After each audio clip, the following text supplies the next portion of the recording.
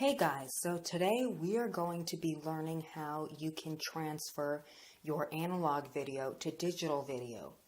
So this works with DV tapes, anything, VHS, literally anything that has an analog video input. So literally anything that the input that you see video from uses these three connectors. Any analog video, VHS players, DVD players, camcorders, anything that uses this. So of course you're going to need a computer, your camera, or whatever you're transferring video from, a VHS player, a DVD player, anything that has the three inputs I showed you before. In this case, a tape, a power supply for whatever you're taking the video from, your VHS player, your DVD player, your camcorder, or whatever uses those three connectors. Of course, a cord that connects your camera to your computer. And last but especially not least, and most importantly, you are going to need what you connect to your computer to get the video from your device. So in this case, I am using the TOTMC USB 2.0 video capture. Now, I highly recommend using this product because, first of all, it got a 4.5-star review from 1,400 people on Amazon. In my experience, the only thing that works to transfer old video or analog video from analog to digital to a new computer. Now, this process works with any computer that has a newer operating system than Windows 7. I do not believe that this product works on Macintosh computers, but I do not know. I do know that this works on Windows 7, Windows 8, and Windows 10. This computer is Windows 10. This product comes with 2 boxes. The product you are going to be using to transfer itself, an installation DVD, and a manual that actually has been transferred to English pretty well and is usable. So after you have started up your computer, you are going to want to take the disk, open up the package,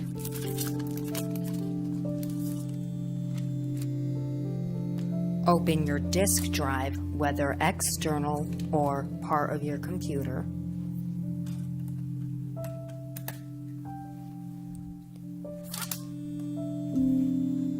input your disk into your computer, and wait for a small prompt that will ask you what you want to do. As you can see, it has shown up here. You're going to click on that, and we are going to select to run autorun.i. This screen will come up. Now, the first thing you want to do is install your driver. So click this.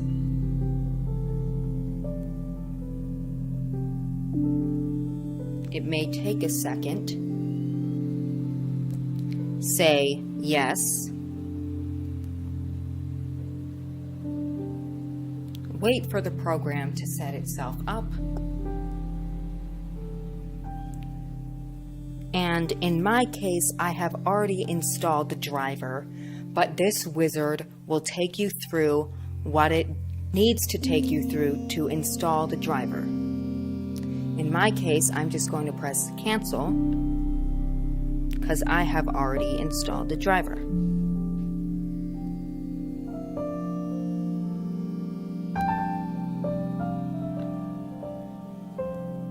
Then you are going to want to click, after you have installed the driver, install Showbiz 3.5. Say yes again.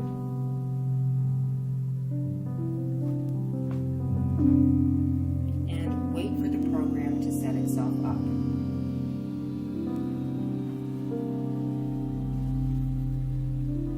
This dialog window will come up, and in my case, I'm going to select to modify. Next. Next. And I'm just going to click cancel. Like any wizard, when you click install Showbiz 3.5, it will come up with a wizard after you have let it set up the program. And you have to go through the steps to install the program. After you have gone through the first couple steps in the wizard to install Showbiz 3.5, it will ask you for your username, which you can put in anything you want for this, and your verification code, your serial number, I don't know what to call it, but the verification code will be on the back of your CD case or CD slip, whatever you want to call it. And in my case, I don't really care if you see this code. I don't care at all. But if you put in the code the way it is written with all capital letters, then it will not accept, at least in my case, your code. What I did and what worked for me was I put in the code, but all the letters were lowercase, and I still included the dashes. So, in your case, you're just going to have to see. You're going to have to see if it works with capitals. But I know you are going to have to include all of this correctly, the dashes.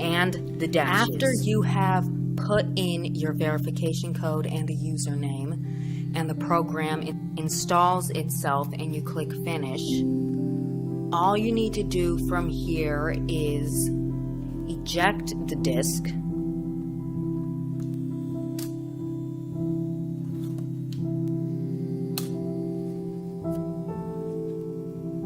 Exit the dialog, and then take the product itself, which should have come in your box, take it out of its packaging, undo the little twist tie,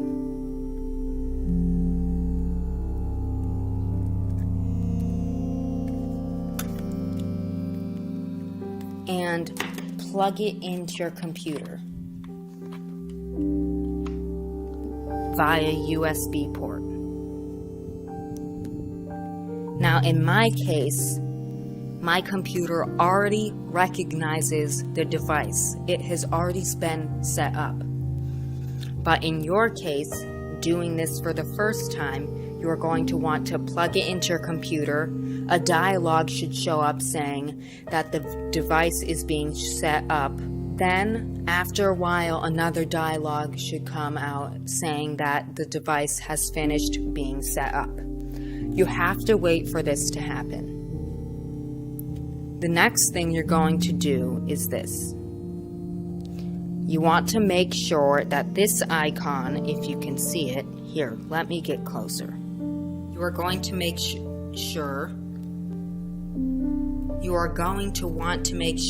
that the icon my pointer is on is being shown either in this pull-up bar from here or out on your bar right here. But you want to make sure that that icon has shown up.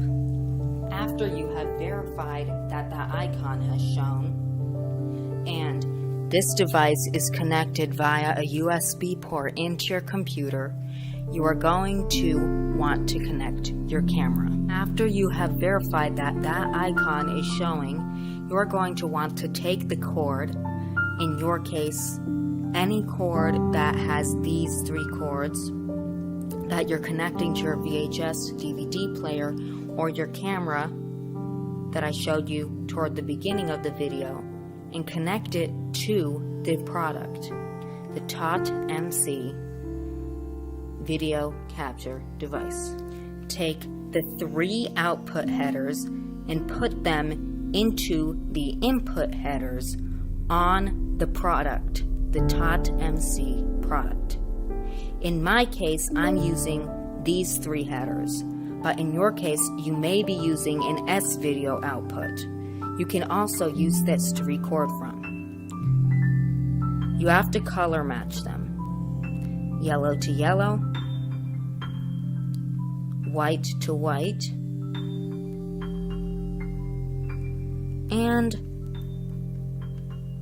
red to red. Now that you have done that, it's time to open up the program. You actually aren't ready to open the program yet. I forgot to tell you to connect your cord to the device you're going to be recording from. So this cord, which I am showing you right now,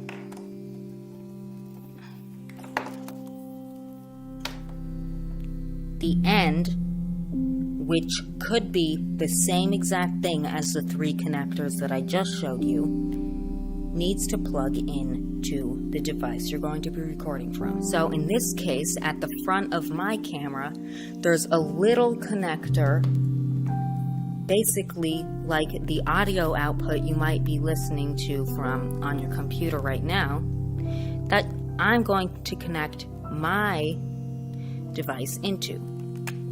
Now this may vary if you have a DVD player, a VHS, or you're using a camera like I have right here. But in my case, I'm going to be using this. So after your camera's been all connected up to your computer, you are now able to open the program. After the program was installed, a desktop icon was put on your desktop. The name of the icon will be ArcSoft Showbiz. Click on this icon. Soon this window will appear. Don't forget to connect the device you're going to be recording from to your power supply. After your camera has been connected to the TOTMC video capture device, and after your camera has been put on, and after you have opened the program and clicked on the Capture tab, this dialog window will appear. It will be called Capture Module, and the source of the video will be called EasyCap with a EZCAP video grabber. Your video input should be composite video, and your audio device, make sure you get this right, is going to be audio pin source. After it sets itself up, you want to insert a tape into your camera. Do not worry about the audio input tab.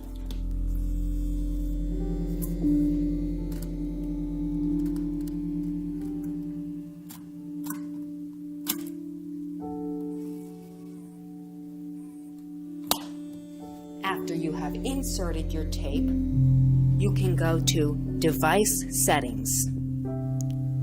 In this menu bar, you are going to want to select, for video standard, PALB. This ensures that movement in the video won't have a jiggle or lines in the movement. And in the second tab, which is called Video PROC AMP, you can change the brightness of the video, the contrast of the video, the hue of the video, the saturation of the video, and the sharpness. I don't really care and am satisfied with all the saturation, hue, contrast, and brightness, but I do like my video to be sharp. On the last tab, which will be in black, that says sharpness, I'm going to put it to 15, which is the top setting. And I'm going to click apply and OK. After you have done this, you can start playing your tape. You may want to remove the timestamp that is being displayed on the video being output by your camera or the device that you're using, such as a VHS or DVD player or a camera or anything else that uses the yellow, red, or white output or the S video output. In my case, I'm going to use the viewfinder on my camera to start playing my video and get rid of the timestamp. I got rid of the timestamp. I put the timestamp back, and I'm going to start playing my video.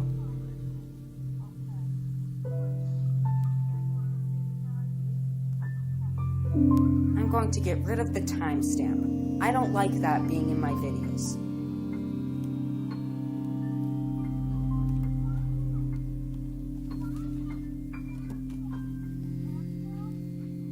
I'm going to click the downwards button.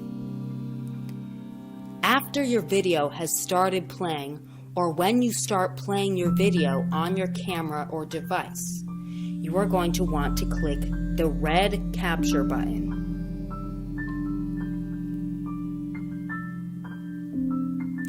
The button will turn green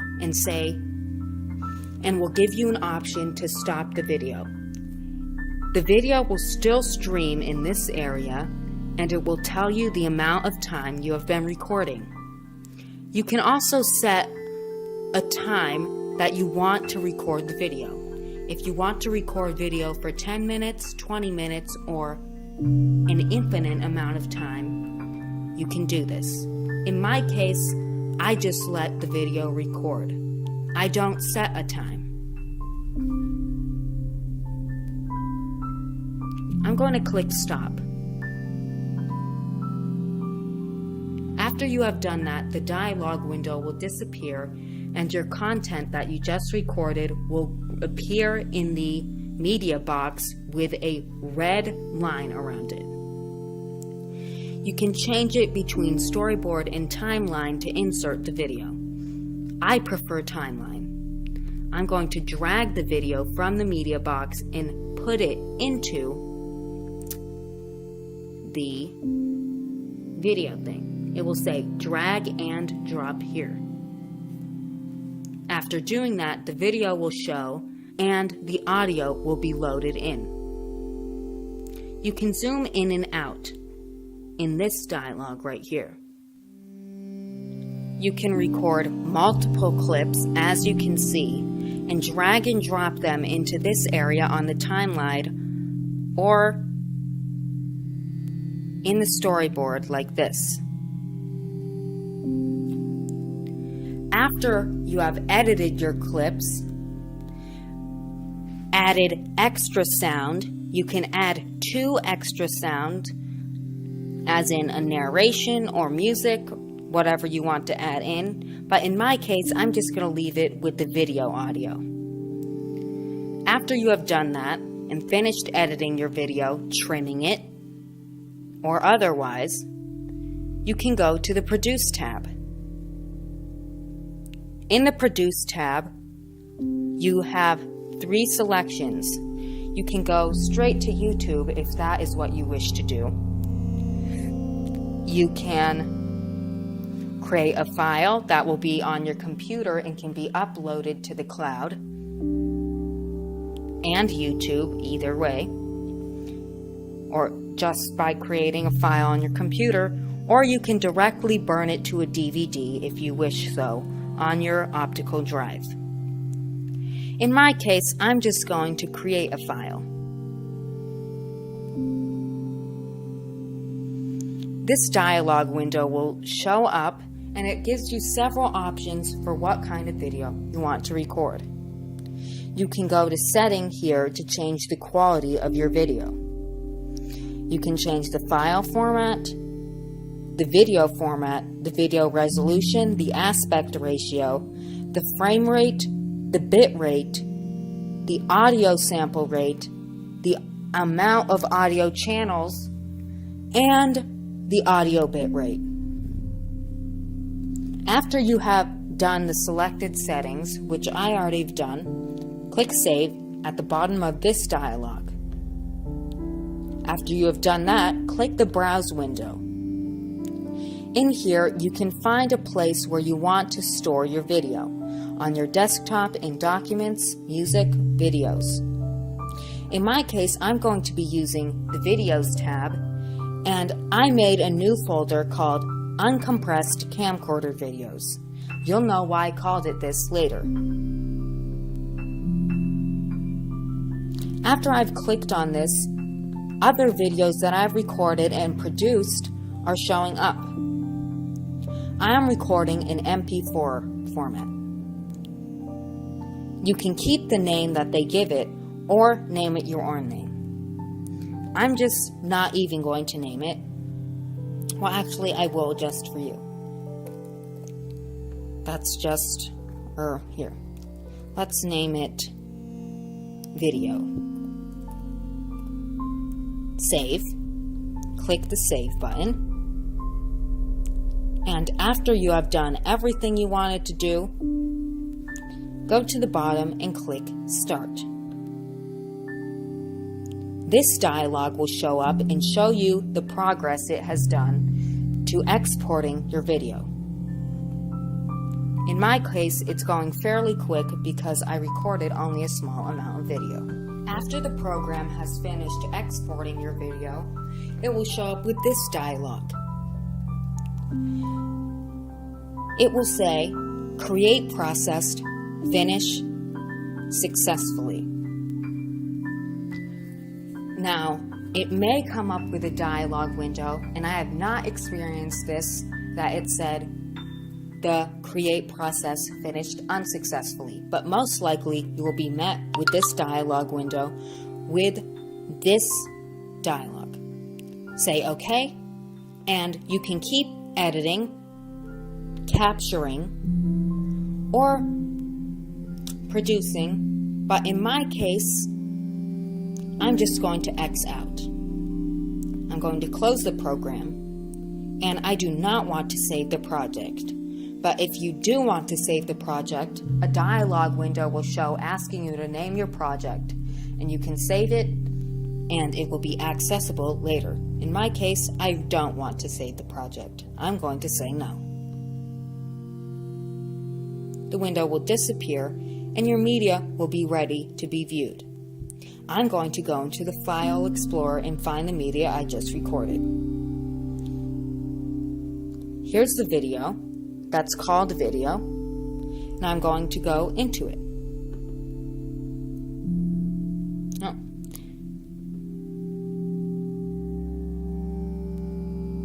Now, as you can see, the video has been recorded and is ready to be used.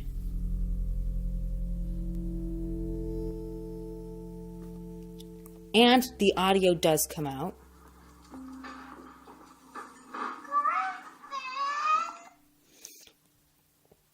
But, as you can see, this process does work. I will provide an Amazon link to this product, which is only $19.99 on Amazon.com. And it also comes with Prime. This is an Amazon Prime product. I am not sponsored, and I hope you enjoyed this video. This video worked for you, and this tutorial was helpful. You should be able to record from your camcorder, your VHS or DVD player this way for the rest of the time. This works on all Windows 7, Windows 8, and Windows 10 computers. There are guidelines on the product that say what the requirements for your computer should be, but if your computer is running Windows 7, Windows 8, or Windows 10, your computer definitely meets these guidelines.